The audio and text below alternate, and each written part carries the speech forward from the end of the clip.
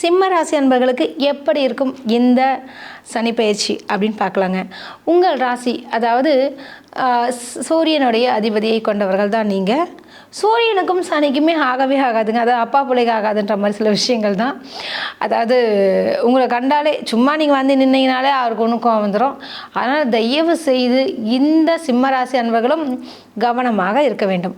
காரணம், உங்களுக்கு கண்டக சனி வருதுங்க. இது வரைக்கும் 6ல் இருந்த சனியால் நீங்கள் எல்லாவற்றையும் சமாளித்து வந்தீர்கள். ஆனால் இந்த 7வது இடத்தில் சனி பகவான் வர்றதுனால நிச்சயமாக கொஞ்சம் முக்கியமான ஒரு விஷயம் பார்த்தீங்கன்னா, கணவன் மனைவி ஒற்றுமை இது ரொம்ப முக்கியம். அதை பார்ட்னர், நட்பு, ஃப்ரெண்ட்ஸ் இவங்களாம் விஷயத்தை இந்த இடம் தான் உங்களுக்கு பிரச்சனையே கொடுக்கக்கூடிய ஒரு ஸ்தானமாக இருக்குங்க. சரி, அதனால் என்ன மாதிரியான பிரச்சனைகள் வரும் அப்படின்னு பார்க்கும்போது, உங்கள் ஜாதகத்தில் அருமையாக குடும்பஸ்தானம் அமைந்திருந்தால் எந்த பிரச்சனையும் உங்களுக்கு வராதுங்க.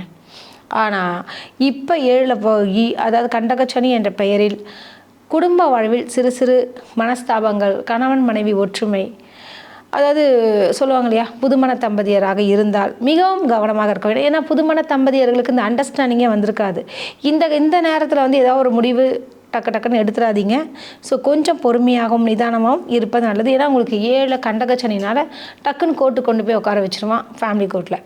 ஸோ என்னடா அது இவங்க அசுபமான பலன்களை சொல்கிறாங்கன்னு நினைக்காதீங்க, இருக்கிற விஷயத்த சொல்கிறேங்க.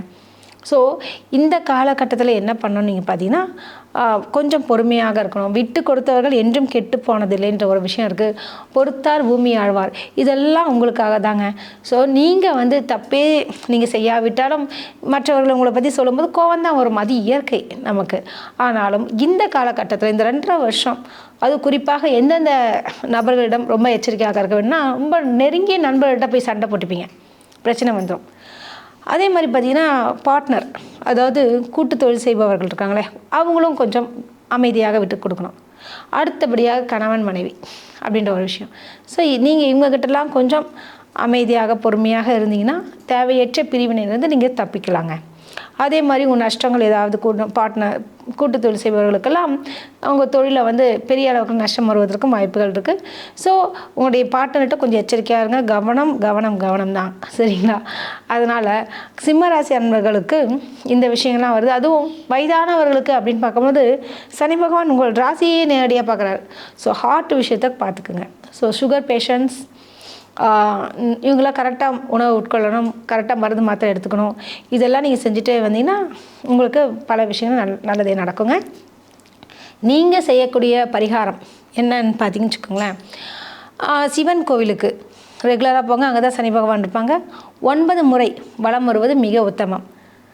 அதோ சனிக்கிழமை தோறும் செய்து வந்தீர்கள் என்றால் மிக சிறப்பு. அதுவும் சனி பகவானுக்கு கருப்பு கலரோ அல்லது நீல ஒரு நிற வஸ்திரமோ சுவாமிக்கு சாத்திட்டு வந்தீங்கன்னா ரொம்ப விசேஷம். ஒரு முறை பண்ணிட்டு வந்தீங்கன்னா கூட போதும்.